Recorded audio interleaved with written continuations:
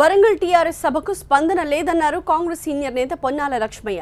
ప్రగతి నివేదన సభలా కాకుండా అధికార ఆవేదన నివేదన సభలాగా మారిందని విమర్శించారు. కేసీఆర్ ప్రసంగంలో ఎలాంటి పస లేకుండా పోయిందన్నారు ఆయన. ఓరుగల్లులో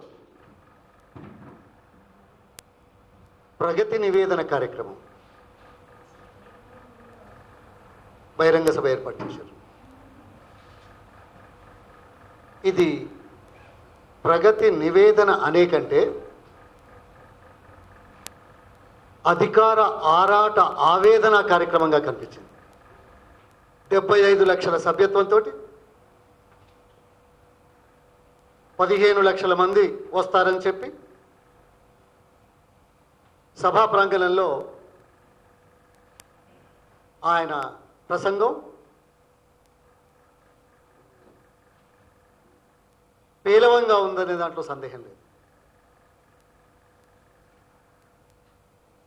తాను చేస్తున్న కార్యక్రమాల మీద విశ్వాసం లేదు అనేది చాలా స్పష్టంగా కనిపించింది. ప్రజల స్పందన పూర్తిగా లేకుండా పోయింది.